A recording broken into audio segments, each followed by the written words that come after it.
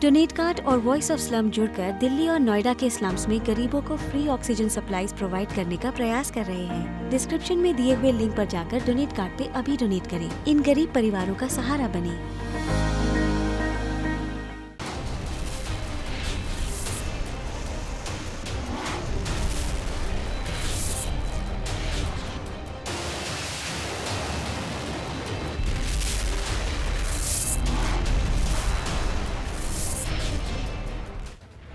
भारत सरकार का रक्षा मंत्रालय लगातार इस प्रक्रिया में है कि किस तरह वो अपनी सैन्य ताकत को बढ़ाए। इसके लिए वो लगातार आधुनिक और ताकतवर हथियारों की खरीद के साथ साथ देश में भी हथियारों के निर्माण में जुटा हुआ है। हथियारों के निर्माण के लिए विदेशी कंपनियों के साथ साथ देश की भी तमाम कंपनियां काम कर रही हैं। यह खबर भारतीय नौसेना की बढ़ती ताकत के बारे में है। खबर के मुताबिक भारतीय नौसेना की ताकत को बढ़ाने के लिए प्रोजेक्ट 75 के अंतर्गत 6 नई पनडुब्बियों को हासिल करने की प्रक्रिया शुरू कर दी गई है, जिसका लागत कुल 50,000 करोड़ रुपए से ज्यादा बताया जा रहा है। अब नौसेना ने उन सभी विदेशी विक्रेताओं के लिए निविदा प्रक्रिया शुरू की है जिन्होंने इस बड़े कार्यक्रम में हिस्सा लेने में रुचि दिखाई थी। भारतीय नौसेना प्रोजेक्ट 75 के अंतर्गत ऐसी 6 डीजल इलेक्ट्रिक सबमरीन का निर्माण करवाना चाहती है, जो फिलहाल मुंबई की मझगांव डॉकयार्ड लिमिटेड में बन रहे स्कॉर्पियन सबमरीन से 50% बड़ी हो।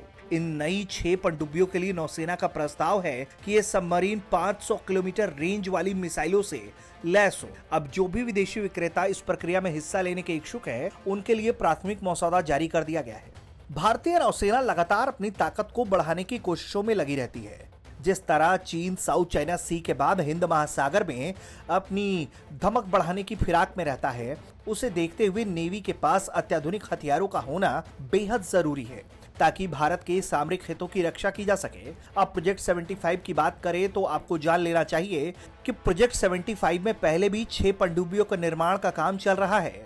इन प्रोजेक्ट के तहत फ्रांस की मदद से भारत को 6 स्कॉर्पियन क्लास पनडुब्बी मिलनी है, जिसमें से भारत को 4 पनडुब्बी आईएनएस कलवरी, खांडेरी, करंज पहले ही मिल चुकी हैं। इन अत्याधुनिक पनडुब्बियों की सबसे बड़ी खासियत समुद्र के अंदर चुपके से दुश्मनों को ठिकाने लगा देने की क्षमता है। ये पनडुब्बी खुफिया जानकारी हासिल करने में माहिर होते हैं।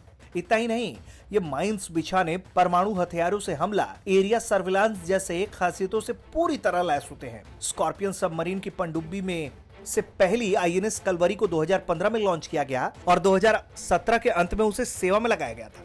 पनडुब्बी का निर्माण रक्षा सार्वजनिक क्षेत्र के उपक्रम मंझगांव डॉक शिप बिल्डर्स द्वारा किया जा रहा है। एमडीएसएल ने देश के सामरिक हितों को देखते हुए पिछले कुछ वर्षों में पनडुब्बियों और जहाजों के निर्माण और वितरण की गति बढ़ाई है। ऐसे में नौसेना इस नए प्रोजेक्ट के साथ सामने आई है। यकीनन इन हथियारों के भारतीय नौसेना में शामिल होने से समुद्र में भारत की मारक क्षमता बहुत ज्यादा बढ़ जाएगी। ब्यूरो रिपोर्ट, भारत तक।